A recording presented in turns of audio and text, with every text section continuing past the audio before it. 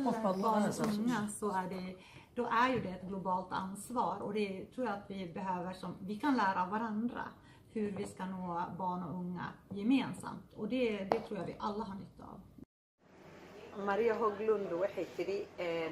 caruurta Somaliland iyo caruurta Swedishka isku si ay xil nooga saaran yihiin marka go'aana waxay ku soo gabagabaysay shirkii in ay imanayso xagga sportska ee Somaliland maxaa la dhahaa kala jaan qaadayso wixii ka dhiman iyo wixii u baahan yihiin. Bismillahir Rahmanir Rahim.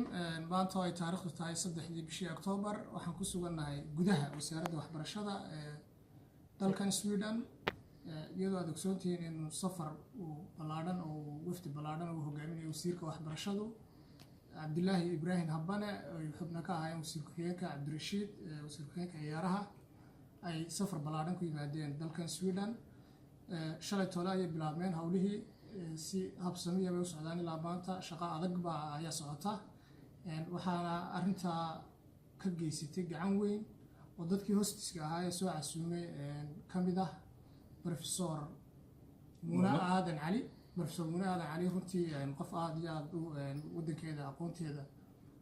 magaranaysaa ugu caawisa hadii habeenna u taagan aniguna aan kula shaqeeyo oo ka caawiyo aniga Saciid Maxamed Xirsiya aan runtii inta badan assistant u ahay oo aan wixii qarannimo kala shaqeeyo inta badan waxaan runtii rajeynayaa inay wax badan ay wada taraan insha Allah ta'ala. Bismillahir Rahmanir Rahim. aad iyo aad baad u mahadsantihiin waxaan ahayn wafdi maalmahan oo joogay wadanka Sweden oo uu hogaaminayo wasiirka wasaaradda waxbarashada Cabdullaahi Ibrahim Habane waxaan la kulanay wasaaradda waxbarashada iyo wasaaradda dhalinyarada iyo ciyaaraha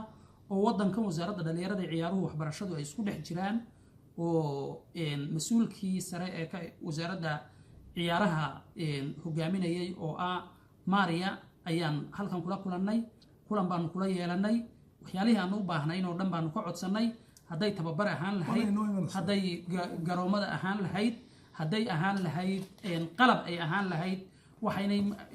nasiib wanaag noo ah inay Maria ay tiri aniga ayaa wadanka imanaya qiimeynaya wax la waxaad u baahan tihiin halkaana idinku imanaya arrinkaasina waxa uu yahay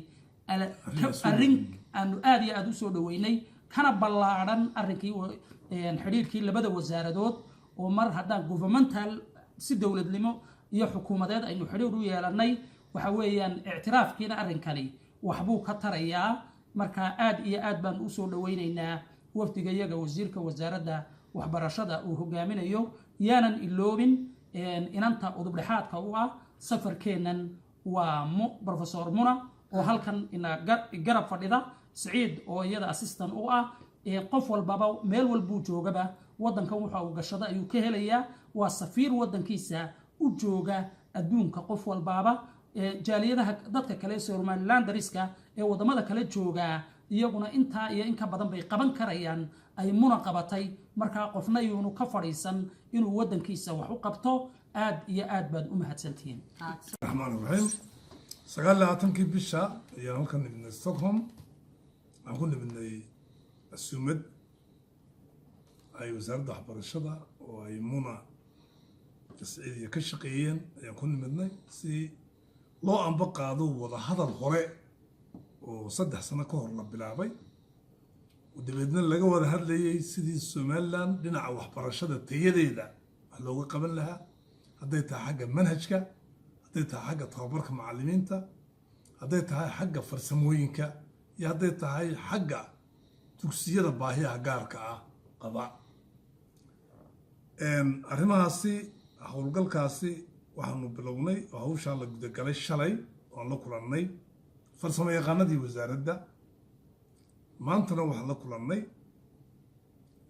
agaasimayaashii qaabilsanaa dugsiyada sare iyo isboortiga ayaan la kula kulannay oo hadda aanu dhex joogno wasaaradda waxbarashada berri wixii ka dambeeyana waxaan la sii kulmi doonaa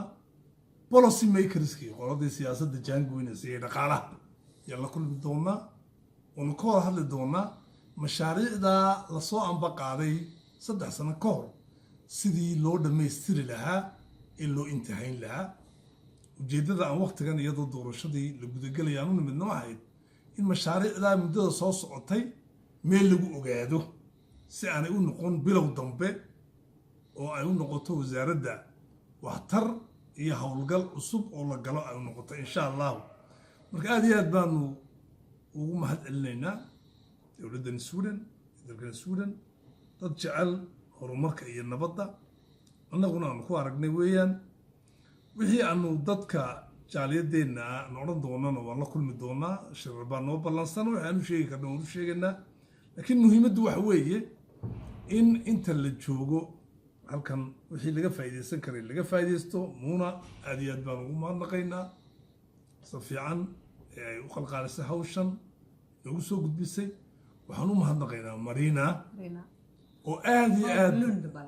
Marina Hogland Marina Hogland oo naga ballan qaaday in ay noo imanayso oo eegi doonto meelaha ay ciyaaraha naga caawin doonto ciyaartuna wax weeye dabcan wasaaradda iyo wasaaradda waxbarashada inay isku xidhnaadaan wanaguna dadkii baan haynaa iyana bolosigii bay hayaan la isku mataaneeyo oo dugsiyada hoose dhexe iyo saraba ilaa jaamacadaha sidii uu u gaari lahaa ciyaarta iyo sportiga iyo dhaqankaas ugu fidi lahaa iyadoo imkaaniyaadkii iyo wixii la heli karayana ay nala eegi doonto markay soo qiimayso waxay nagu tari karaan aad baan u soo dhaweynaynaa noo imaashaha iyo ay noo iman doonto aadna waan uga rajaynaynaa inay wax naga tari doonaan waa insha allahu bini aadamkuna intuu nool yahay wuxuu u nool yahay inuu wax istaro ayuu u nool yahay waa soo dhaweynaynaa Sweden waa dalalka ugu fiican ugu horumarsan dhinaca bini aadamnimada soomaaliduna guud ahaan kharash badan baa kaga baxa laakiin waxaan u sheegnay intaan la kulmanayba kharashka inaga baxaya meeshii degan ee lagu isticmaali karayo waxtarkiinu ka muuqan karayo dhaqaalihiinuna ha galo